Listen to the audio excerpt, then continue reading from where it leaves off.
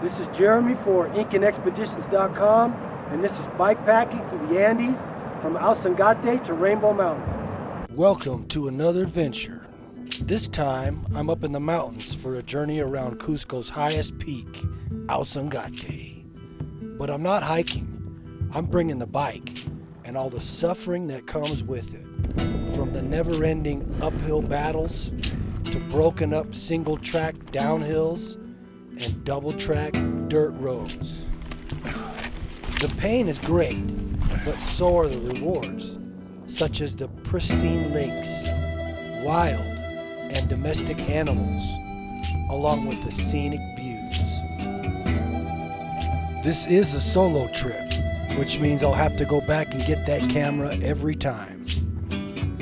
I'll also set up my bike shelter and put it to the test for high altitude weather and enduring the frigid temperatures. And then I'll cross that pass at over 16,000 feet. This is Ausangate bikepacking. Just now leaving the town of Pacchanta, and it's gonna be hike-a-bike on and off all day today. This turned out to be more like bike pushing with a few sections of flat and downhill riding. Last night I stayed in a little hostel in the town of Pacchanta, which sits at 13,800 feet. It took a 3-hour car ride from Cusco to the town of Tinqui, and from there I had some trouble getting around road construction, which set me back a day. I'm back and forth between pushing the bike uphill until I can pedal again and trying to gain speed on the downhill so I can make it further up the next incline before I have to get off again. Meanwhile, I'm already enjoying the views. I'm also passing by fellow hikers. Sometimes they're passing me up. I'm slow due to the weight and time spent on setting up the camera. Nobody has any idea why I'm bringing a bike up the hill. I guess we'll find out. There are some advantages to the bike. For example, I can ride right through this flooded path. My goal today is to reach Laguna Azulcocha, a lake which sits at the foot of Ausangate's peak. The trail splits off to the left and right side, and you can see painted on the rock that I'm headed in the right direction. I'm beginning to feel the strain of uphill pushing, and I'm thrilled to find any flat or downhill sections. But they're short-lived, and I go right back to pushing. Having the mountain in front of me lets me see my goal and keep it in mind. I stop for a rest and look back to where I came from.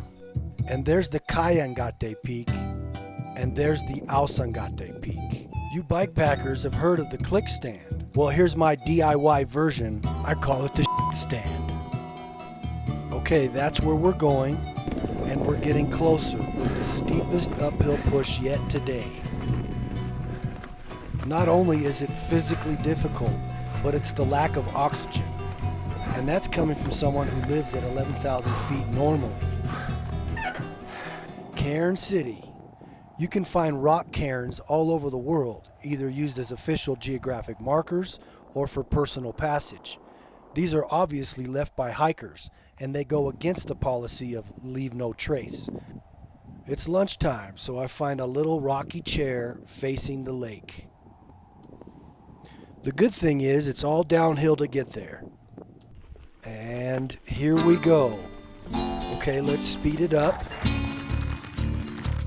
Skip ahead. Okay, take a break.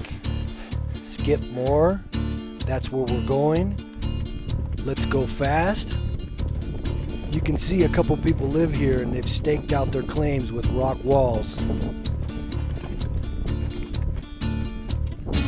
Okay, let's slow it down. And here's a nice little creek. Skip ahead, and here's a man-made bridge. Skip again. Okay, let's get there. Alright, that's enough of that. We've arrived on the southwest corner of the lake at about 15,000 feet. To one side, a view of the water.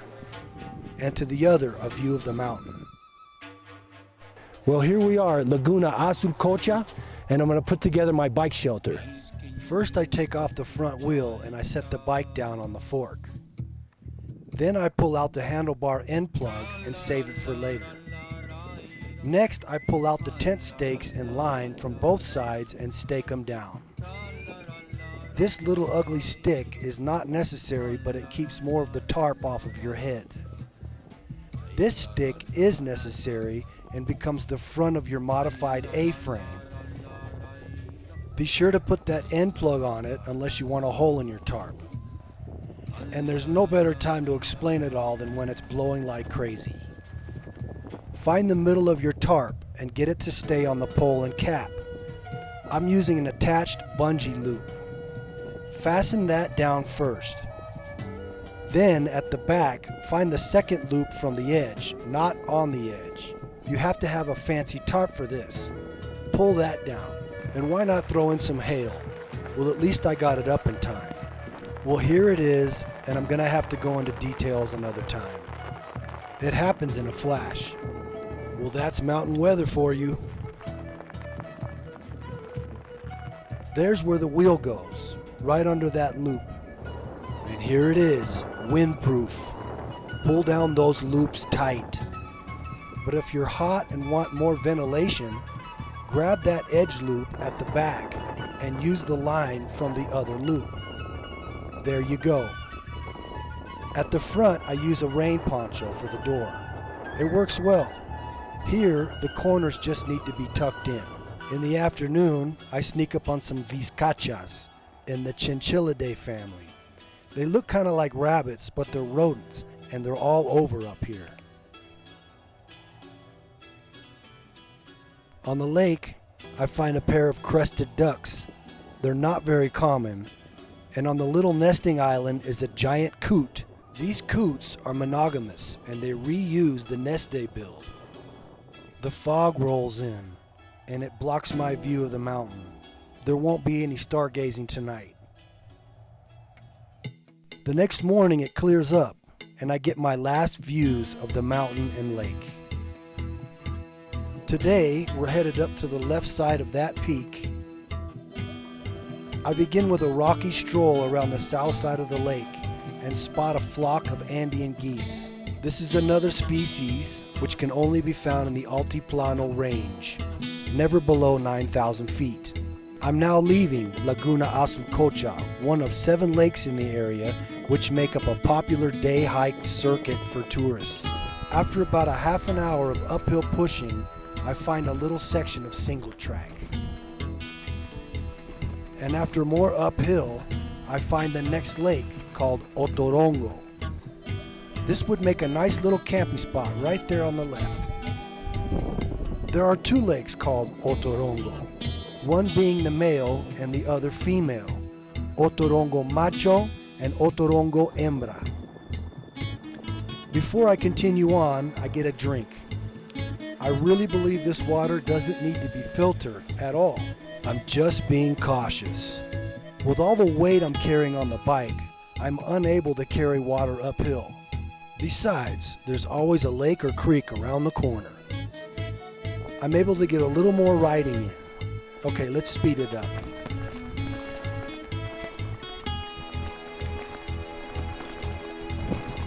Okay, and the other Otorongo Lake. Now, the uphill battle starts to get grueling. The bike wants to veer off to the right side while I'm starting to slip on the loose rock underneath me. I'm finding out that I get better traction by walking on the short and stiff pampa grass, which borders the trail, while the bike stays in the dirt. I'm having to breathe through my mouth to get enough oxygen, which is starting to dry out my lips. I'm not a big chapstick person, but I could sure use some of that now. There they are, Otorongo Macho and Otorongo Hembra. What a couple they make.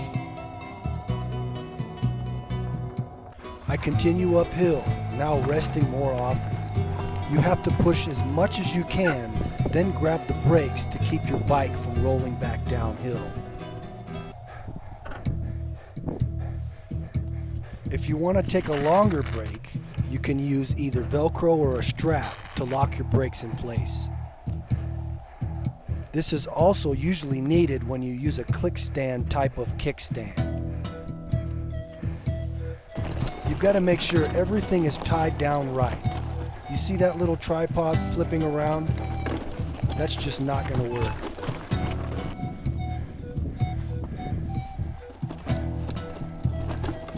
And there it goes.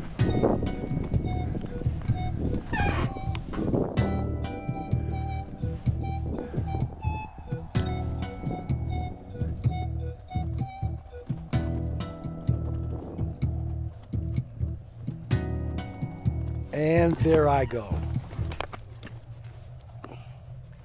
Time for another water break. I wouldn't trust this water as much as the lake down the hill, since this spot is popular with these alpacas. Bottoms up. Look at this Dr. Seuss looking alpaca on the far right side looking straight at me. He actually came up behind and followed me. I thought he was gonna bum rush me or spit on me. I finally have my goal in sight, just up ahead, which is the Jampa Pass. Maybe I can just ride right through it. Fingers crossed. I'm thinking this single track will take me right down through it. You see, the real pass is at my same elevation. You can see that, right? There it is. Sorry, my friend, it's higher up. Well, the pass is up there. It's like some kind of signature. I almost went rogue. I almost went off the trail to go down through the real pass, but it was a complete gamble. I don't want to get a mile in and have to turn back. This is the steepest it's been all day, and I can only do about 10 to 15 feet at a time before squeezing the brakes to catch my breath. The bike was just about to slide backwards even with both brakes engaged. I guess there's a dozen quotes about how we conquer mountains with one step at a time, but who cares? This sucks, and I'm completely dehydrated. I should have brought at least a little bit of water with me. So this part's a little dangerous. This, I hope, is the end of the subida. As you can see, it's a little dangerous over here. So I had to take my bags off the bike and transport them separately. So I put my bags on that side, and now I'm going back for the bike. And here's the view.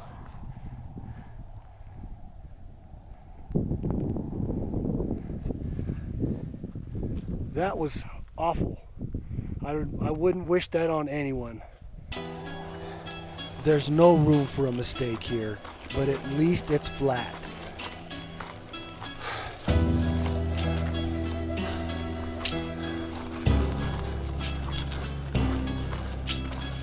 I don't think at this point that the trail is going to go any higher, but there's no way to know.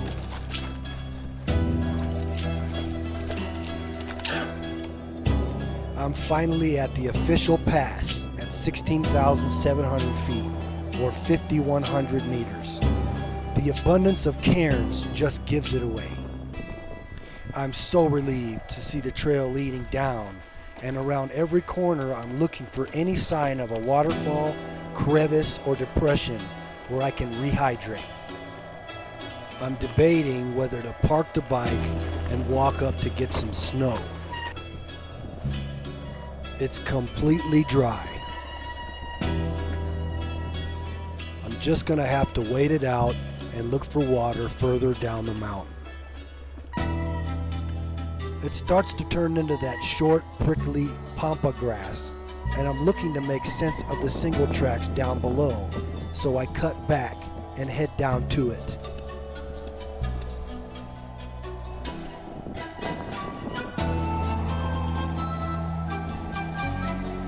I'm now racing down the hill in search of water. I'm hoping that one of those circular boggy depressions would even have just a shallow little puddle. The few I do find are moist, but not wet enough to squeeze any water from. I've just got to get down the mountain. I decide to hang on and get down into the valley. My dirty front brake lets out a piercing squeal and sets a pack of llamas and alpacas into flight mode. I've got them on the run. It reminds me of the dinosaur stampede in Jurassic Park. I don't think they've ever seen or heard anything like me before. Never once a gringo on a mountain bike. I finally pass them and begin to see the bottom of the valley. I'll have my water soon. But here we are in the Jampa Valley with the beautiful mountains in the distance. We've got the llamas and alpacas up on the hill. A nice little flowing creek. I'm working on the bike shelter. And it's all downhill from here until we reach the bottom down there. And then it's uphill again, I think. So here we are tonight. It was turning into an emergency up there because there's no water. I can't carry water with all the weight. So I was up there and I just was looking to get water. It was muck. It was solid muck until I finally got down here, got chased out by some dogs. I think I'm far enough away from the dogs. And tonight this is home. I'm using an inflatable mattress inside my sleeping bag and another thin foam pad underneath that. The peak behind the tent on the right is Hatunhuma, also known as Tres Picos, as there are 3 peaks to climb, with its highest summit at over 6,000 meters or 20,000 feet. That night I thought I was seeing stars from underneath my tarp, but it turned out to be ice. I missed the jungle already. You can see the frosted poncho door, and outside it's all frosty, and so I won't be getting up until the sun hits me, that's for sure. And soon it does, and it's a welcome glow. Just can't get enough heat up here. One of the benefits of using a tarp as opposed to a tent is that you can take the top off to get to all your stuff inside. And if I do it quick enough, it won't drip all the condensation that froze over.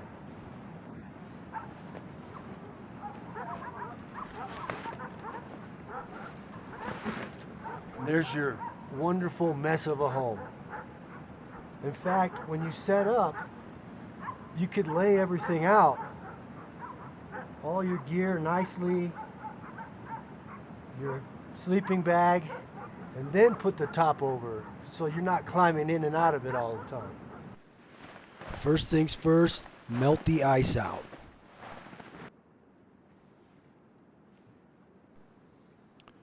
It's time to move on, but today should be much different than yesterday's grind.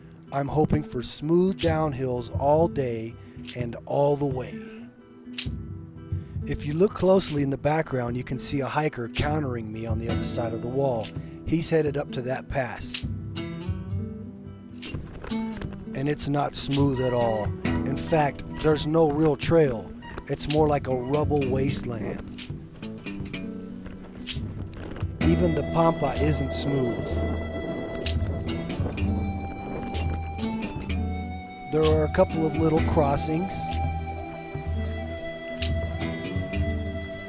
and some more traily sections which can be fun but mostly bumpy and difficult.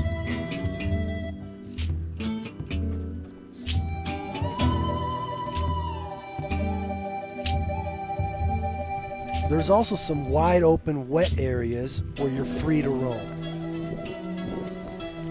By now I'm ready for a change. Something has to open up. Where is the real trekker's trail? I'm still beat up from yesterday and could use a nice flat path. I see my salvation in the distance. It's the beginning of a road. It must be only a kilometer away. Till I get down to this bridge, and then that leads over to that. Oh.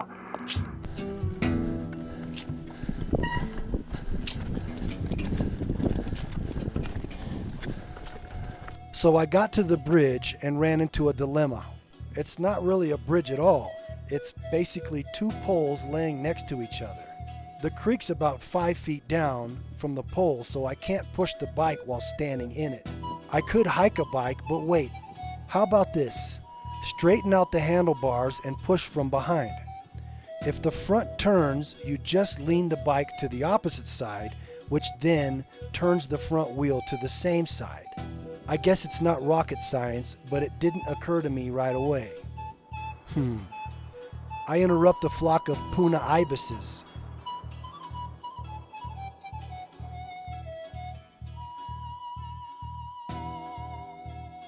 In the distance, a waterfall.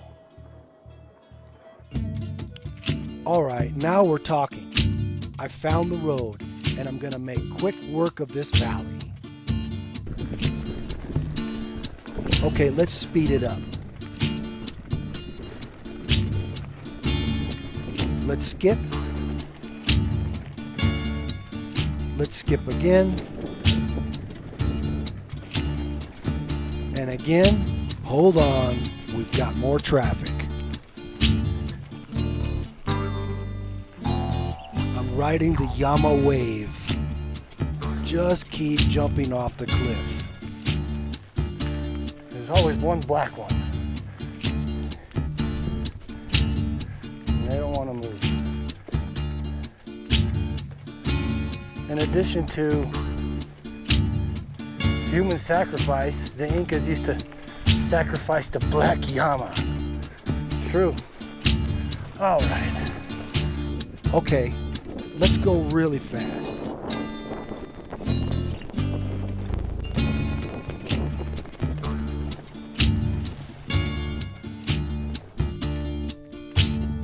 Looks like I'm almost to the end of the valley and to the town of Chilca.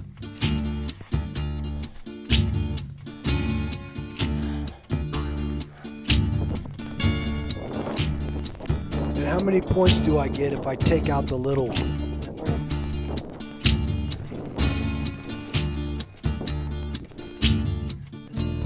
Hola, buenas tardes. Una consulta para Vini Kunka. Recto nomás. I'm sapped, sunburnt, and dehydrated, and still pushing the bike uphill. That's the town of Chilca on the right. That's a very curious vicuña on the right. Vicuña? I don't think he's ever seen a bicycle either. I don't think it's because I'm a gringo. I'm over the hill and heading down again, but completely exhausted. I've been trying to explain my route to the locals, but haven't really connected. And I don't have confirmation that it's possible, much less on a bike. The crossroads are just ahead. Do I chance it and continue up, or have I had enough and continue down the road?